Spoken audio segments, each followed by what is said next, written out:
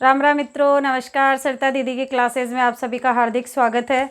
मित्रों, क्षमा चाहती हूँ कि बहुत दिनों के बाद आज मैं यहाँ क्लास ले रही हूँ, क्योंकि कुछ ऐसी परिस्थिति आ गई थी जिसकी वजह से मैं क्लास ले नहीं पा रही थी।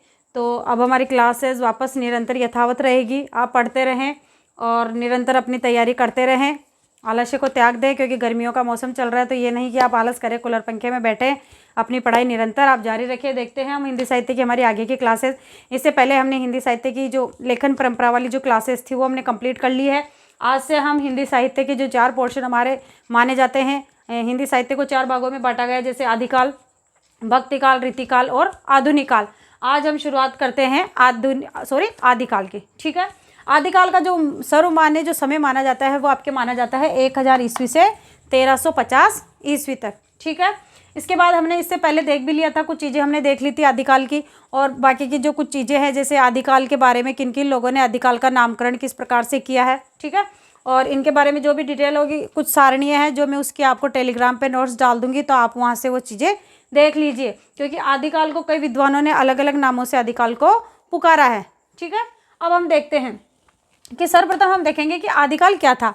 कि जो हिंदी साहित्य का जो शिशु काल माना जाता है या प्रारंभिक काल माना जाता है, ये शुरुआत मानी जाती है, उसी को क्या कहा जाता है, आदिकाल कहा जाता है। ठीक है। तो इसके बारे में कई विद्वानों ने अपनी अपनी परिभाषाएं, अपनी अपनी राय भी रखी है। डॉक्टर नगेंद्र ने क्या कहा कि भाषा की दृष्टि से अपभ्रंश का बढ़ाव ही आपके क्या था, हिंदी साहित्य का आदिकाल था। ठीक है। ये परिभाषाएं इंपॉर्टेंट है मित्रों, आपको इन्हें याद रखना है, नोट डाउन कर लीजिए।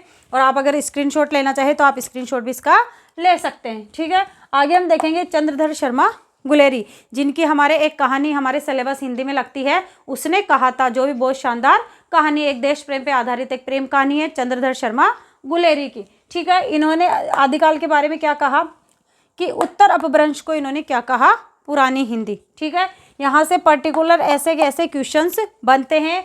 ये जो मैंने यहाँ पे लिखा है, इसमें से आपको 100% हर लाइन में एक प्रश्न मिलेगा। ठीक है। तो आप इसको ध्यान से देख लीजिए। चंद्रधर शर्मा गुलेरी ने क्या कहा है, उत्तर अपभ्रंश को इन्होंने क्या कहा, पुरानी हिंदी। क्वेश्चन इस प्रकार से आएगा कि उत्तर अपभ्रंश को पुरानी हिंदी किसने कहा, तो किसने कहा, आपके चंद्रधर शर्मा गुलेरी ने। ठीक है, याद रखिएगा।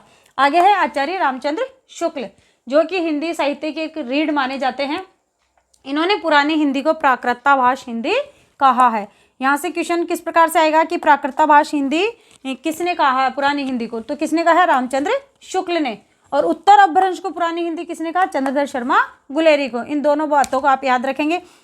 चंद्रधर शर्मा गुलेरी ने पुरानी हिंदी को, उत्तर अपभ्रंश को पुरानी हिंदी कहा है, और आचार्य रामचंद्र शुक्ल ने पुरानी हिंदी को क्या कहा है, प्राकृतभाष हिंदी। ठीक है मित्रों, याद रखेंगे। आगे आचार्य रामचंद्र शुक्ल जी की बात करते हैं। इन्होंने आदिकाल का जो समय माना है, महाराज भोज से लेकर हमीर देव तक के समय का कुछ पीछे का कुछ काल है, वहां तक इन्होंने आदिकाल का समय माना है। ठीक है। इसके बाद हम बात कर लेते हैं, इसके साथ ही हमने एक पहले परिभाषा देखी थी हजारी प्रसाद द्विवेदी जी की, तो याद कर लेते हैं। जैसा कि हमारा ट्रिक है कि पिछला हम थोड़ा रिवीजन कर लेते हैं। तो हजारी प्रसाद द्विवेदी जी की क्या थी कि, ठीक है, हजारी प्रसाद द्विवेदी, इन्होंने आदिकाल के बारे में क्या कहा था, इन्होंने आदिकाल के बारे में कहा था कि ये अत्यधिक विरोधों और व्याघातों का समय कहा था। ठीक है, अत्यधिक विरोधों, ओके, याद रखेंगे, अत्यधिक विरोधों और व्याघातों का समय आदिकाल को किसने माना, अत्यधिक विरोधों और व्याघातों का काल का है। व्याघातों का समय या काल किसने कहा, यह भी इंपॉर्टेंट परिभाषा है, आपको याद रखनी है कि आदिकाल को अत्यधिक विरोधों और व्याघातों का काल किसने माना, आपके हजारी प्रसाद द्विवेदी ने। ठीक है।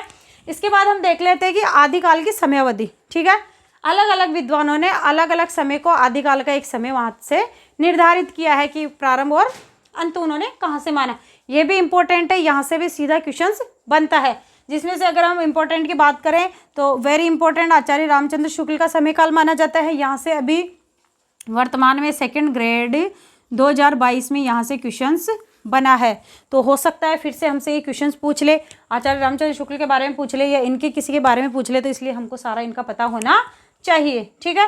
जॉर्ज अब्राहम ग्रियर्सन ने आदिकाल का समय कहाँ से माना है, 643 ईस्वी से 1400 ईस्वी तक का समय किसने माना, आपके जॉर्ज अब्राहम ग्रियर्सन। ठीक है। मिश्र बंधु, जिन्होंने कि हमने पढ़ लिया था हिंदी साहित्य का कौन सा इतिहास लिखा था, मिश्र बंधु विनोद। ठीक है। सुख, शाम, गणेश। जो हमने ट्रिक बताई थी कि 3 भाई थे, सुख, शाम और गणेश। इन तीनों ने मिलकर कौन सा लिखा था आपके, मिश्र बंधु विनोद। इन्होंने तो विनोद का हमने देखा। इसके बाद हम देखेंगे राहुल सांकृत्यायन जी। इन्होंने क्या समय माना आदिकाल का, 760 ईस्वी से 1300 ईस्वी तक। ठीक है, इसके बाद हम बात भी करेंगे कि किन किन विद्वानों ने किन किन कवियों को अपना सर्वप्रथम कवि हिंदी का माना है। ठीक है, आचार्य रामचंद्र शुक्ल का हमने देख लिया, 993 ईस्वी से 1318 ईस्वी तक, वेरी इंपॉर्टेंट है इनका। आगे है डॉक्टर रमाशंकर शुक्ल। इनका आदिकाल का समय माना था इन्होंने 1000 ईस्वी से 1343 ईस्वी तक। ठीक है, आगे हम बात कर लेते हैं आदिकाल की प्रमुख शैलियाँ, कि आदिकाल में कौन कौन सी शैलियाँ प्रमुख रूप से लगी हुई थी। तो डिंगल शैली और पिंगल शैली। शैलियाँ क्या होती थी, लिखने का एक तरीका होता था। तो डिंगल और पिंगल शैली, इस पे हमने पहले भी बात की थी, फिर बता देते हैं कि डिंगल शैली क्या होती थी। राजस्थानी प्लस अपभ्रंश भाषा को क्या कहा जाता था, डिंगल शैली। ये थोड़ी कर्कश और कठोर ध्वनि वाली भाषा थी।